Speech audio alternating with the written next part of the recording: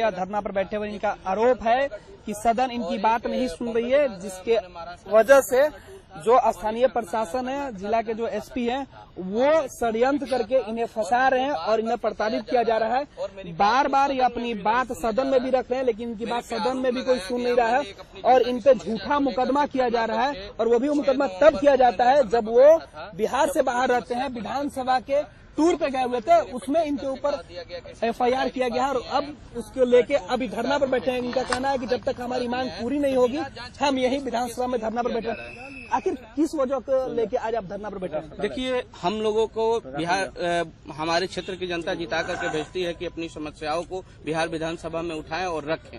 और मैं बिहार विधानसभा के टूर पे 10 जनवरी से 25 जनवरी तक बिहार विधानसभा का टूर पे मैं था और इस बीच में 23 तारीख को मैं टूर पे ही था। मेरे क्षेत्र में एक घटना, 2 जाति के बीच में मारपीट होता है, उसमें मुझे मेन अभियुक्त बना दिया जाता है और बिना जांच किए मेरे पे केस दर्ज कर दिया जाता है। और एक 23 जनवरी 2015 की घटना है, 23 नवंबर 2015 के, उसमें भी सनाहा होता है और 3 साल बाद आज जज कोर्ट में रिपोर्ट सौंपा जाता है कि बड़ारा विधायक दोषी पाए गए। तो 3 साल तक क्या कर रही थी प्रशासन? क्यों रिपोर्ट नहीं? इस शिकायत की अपने विधानसभा अध्यक्ष से की? मैंने विधानसभा अध्यक्ष से करना चाहा, मैं विधानसभा में अपनी बातों को रखना चाहा, मगर माननीय अध्यक्ष महोदय मेरी बातों को नहीं सुने। इतने ही नहीं, हम लोग प्रिविलेज भी सदन में लाते हैं तो हम लोगों की बात को नहीं सुनी जाती है। यहाँ तक कि हम लोगों को क्वेश्चन को भी रोक दिया जाता है अगर सरकार के अगेंस्ट में कोई क्वेश्चन होता है तो जब तक हम धरना पर बैठे रहेंगे, जब तक हम लोगों को न्याय नहीं मिलेगा, हम नए सदस्य की बात को सदन में नहीं सुनी जाएगी,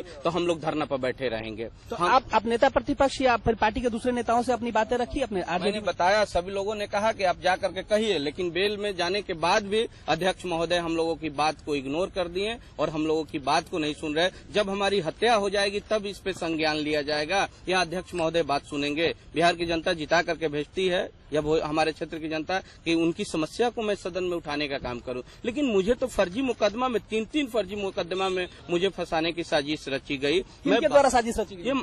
देखिए, जब लॉ एंड ऑर्डर एसपी और डीजीपी से भी मैंने मिल के कहा, आईजी को भी मिल के कहा, हमको तो लगता है कि माननीय मुख्यमंत्री जी साजिश करके मुझे जेल भिजवाना। बिल्कुल, यह साजिश की शिकायत कर रहे हैं कि इन्हें राजनीतिक साजिश की जा रही है और इसकी शिकायत वो विधानसभा अध्यक्ष से लेकर पार्टी के तमाम नेताओं से भी की है, लेकिन उनकी बात कोई सुनने के लिए तैयार नहीं है। राजद के दूसरे विधायक हम इनसे बात करते हैं कि आखिर क्या वजह है कि राजद विधायकों को अब सदन में बेल में जाना पड़ता है तो सदन के बाहर धरना पर बैठना पड़ता है। आखिर क्या वजह है कि राजद विधायकों के साथ सदन में इस तरीके से सलूक हो रहा है?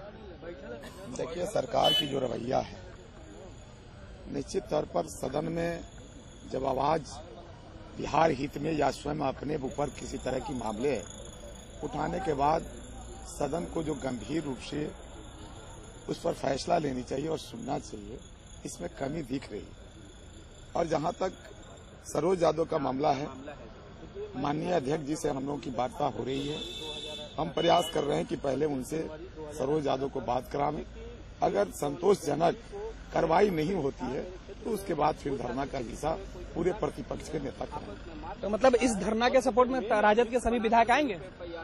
अगर संतोषजनक फैसला सदन के माध्यम से और माननीय अध्यक्ष जी के माध्यम से नहीं होता है तो फिर हम लोग अगला कदम उठाने का प्रयास करेंगे। बिल्कुल, अगर विधायकों की बात सदन में नहीं सुनी जाएगी तो राजद के सभी विधायक एक बार फिर से धरना में आएंगे और अपनी बात रखेंगे, क्योंकि लोकतंत्र में सबको अपनी बात करने का अधिकार है। और यही वजह है कि राजद विधायक अब सदन से नाखुश हो गए हैं, जिला प्रशासन से नाखुश हो गए हैं, सरकार से नाखुश होकर धरना पर बैठे हैं।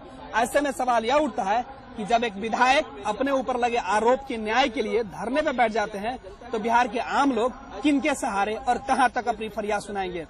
सहयोगी धर्मेंद्र के साथ गणेश सम्राट, साधना न्यूज, पटना।